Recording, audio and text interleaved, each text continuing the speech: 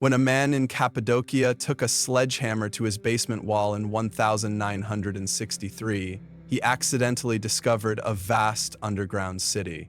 In recent years, Cappadocia has come onto the tourist radar. There's no surprise as to why. This stunning region is rich in both history and natural beauty. Above ground, rolling fields give way to magical fairy chimneys, pillars of rock formed by millions of years of volcanic activity. But below ground are underground cities carved into the rock with up to 18 layers stretching 85 meters, 278 feet, toward the Earth's core. These hidden cities have served to protect their persecuted inhabitants even as recently as 1923. It is a fact of life that when you go searching for something you've misplaced, you're bound to find something else you'd completely forgotten instead. This couldn't have been more true for the Derinkuyu resident who has never been named, who went searching for his missing chickens. During his search, he noticed a small gap in the wall of his basement. Assuming this was the chickens' escape route, he knocked through the wall. By pure fluke, he unearthed the remains of an 85-meter deep, approximate 278 feet, network of tunnels which dates back to the 7th century BCE. He never did find his chickens, though. It would come as less of a surprise had this underground city been hidden away for centuries or millennia. As it was only 40 years earlier, in 1923, that the tunnels beneath Derinkuyu were in use for shelter. When the last residents were forcibly removed from their homeland during a population exchange between Turkey and Greece, the people here took not only their belongings but over 25 centuries of history. No one truly knows exactly when or why the underground city was built, but the most commonly cited view is that the Phrygians were the first to build caves here. They populated the Anatolian plains from around 1180 BCE, and it is estimated that the first caves were dug out of the soft volcanic rock here in the 7th or 6th century BCE. As Phrygia gave way to Persia, the caves continued to be extended to create a network of tunnels. Ancient Greek carvings show that the tunnels were well developed by the time the kingdom of Cappadocia was born in 322 BCE.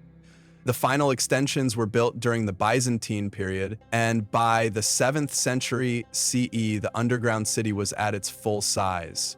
Building a network of tunnels so deep beneath the Earth's surface with only the rudimentary tools available at the time may seem a fruitless task. However, it was done for good reason. During the city's construction, Cappadocia changed hands several times. Initially Phrygian, it was invaded by Lydian forces with a bloody battle fought at Pteria in 547 BCE. Cappadocia then became part of the Persian Empire before Alexander the Great's armies took control of the region. After a brief period as an independent kingdom, Cappadocia fell under Roman control in 17 CE. In such a fought-over territory, a place of safety was crucial, and an underground city was the ideal solution.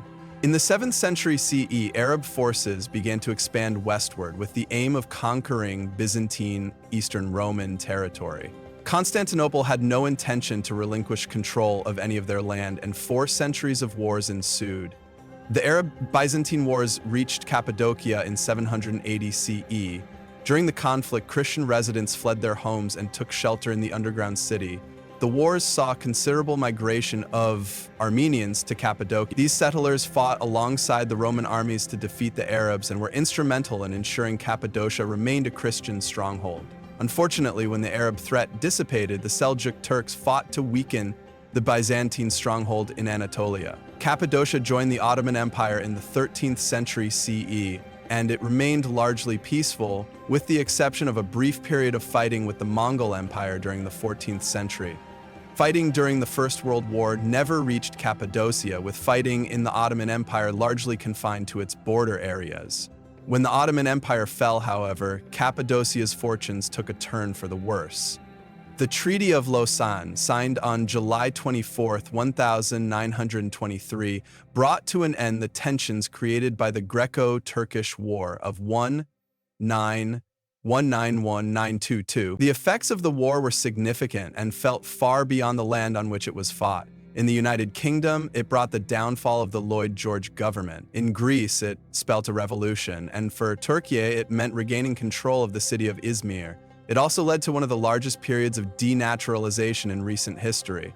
Under the terms of the treaty, a population exchange was to take place between Greece and Turkey. The new republic was Islamic, and the Greek Orthodox Christians, who accounted for around 60% of the Cappadocian population, had no place in it.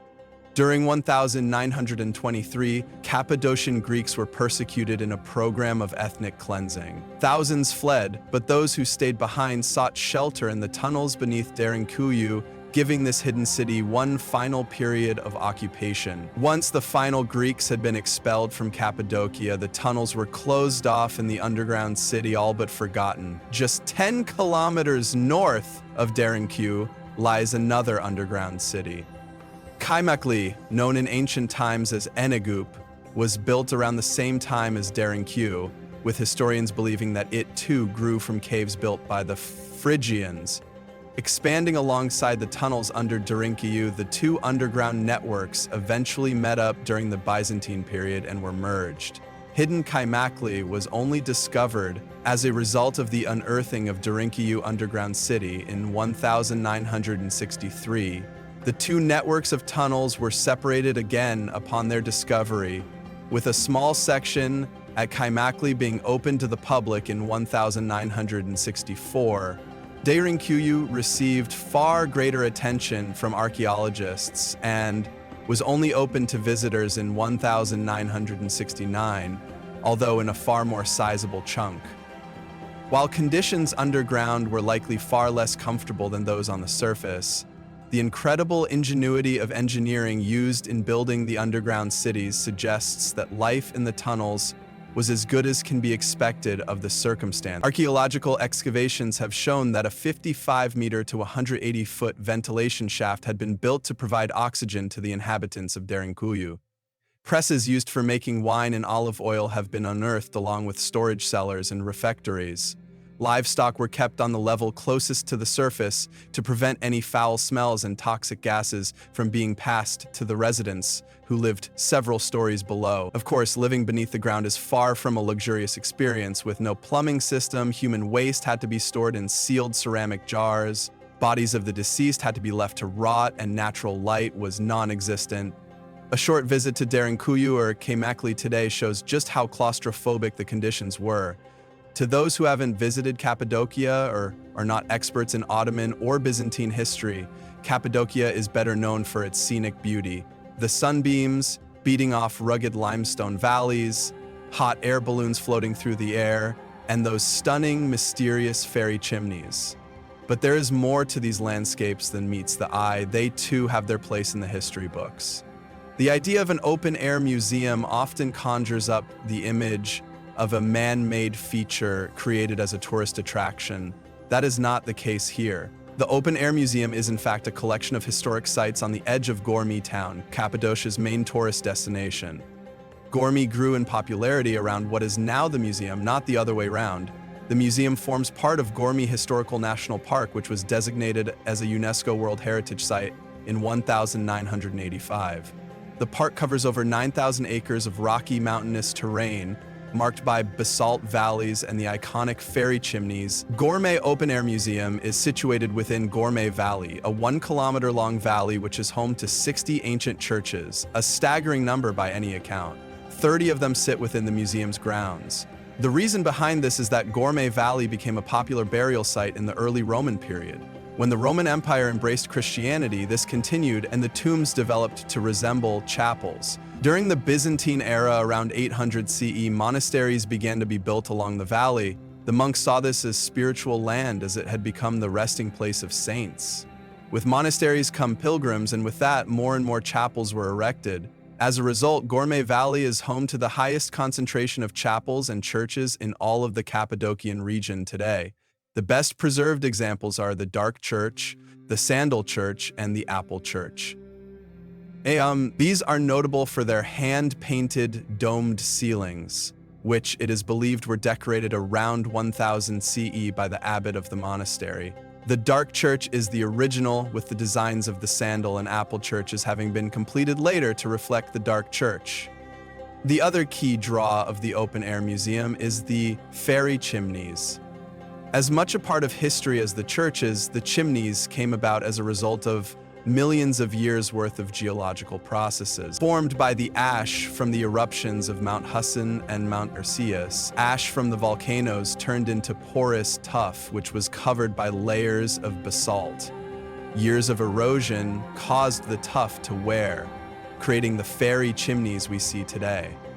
These chimneys, though, are just as important to human history as they are to geographical history. Such soft rock makes for easy digging, and as early as the 4th century CE, anchorites, who withdrew from society and lived a hermit's life in the valley, had begun to build caves and make a home here.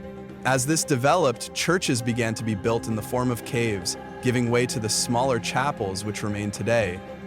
Just like in Derinkuyu and Kaymakli, persecuted Christians sought refuge in these hollowed-out dwellings in times of persecution. In Gourmet, though, caves became more than a means of escape and emerged as a way of life. To this day, residents of the town live in hollowed-out dwellings, albeit with the conveniences of modern life installed. Many of Gourmet's hotels are cavernous rooms, offering visitors the opportunity to experience this unique lifestyle without sacrificing satellite TV and 21st century plumbing. 12 kilometers, 7.5 miles north of Gourmet, Zelv Open Air Museum is another natural treasure. Flourishing a little later than Gourmet, Zelv rose to significance around the 9th century CE, during the Byzantine era, when seminaries were established for priests. While Zelv is also home to underground dwellings and chapels that served as a refuge during the periods of Christian persecution, there are also signs here of peaceful coexistence. Among the chapels preserved in basalt, a mosque has been unearthed here, which reflects the peaceful times of the Ottoman Empire during which Christians and Muslims lived side by side. Nearly a century after the expulsions of Greek Christians from the region, such a coexistence is once again possible, but Cappadocia's historical sites serve as a firm reminder of very different times. There are 2 airports which serve as gateways to the Cappadocia region. Nevşehir Turkish Airlines and their subsidiary Anadolujet operate several daily flights from Istanbul, Sa Corendon, Pegasus, Sun Express, Transavia and TUI fly to Kayseri from destinations in Western Europe. A wide range of accommodation is available to suit all budgets, with Gourmet being the largest destination geared for tourists. Hotels and restaurants here are open year-round, with prices lowered during the cold winter months. A number of tour operators provide day trips from Gourmet, taking in the main visitor attractions, including the open-air museums and underground cities. Alternatively, a comprehensive local bus network operates, serving all the destinations mentioned in this article. Timetables are not published online or on any map applications, such as Google Maps, so check with your hotel or a tourist information center.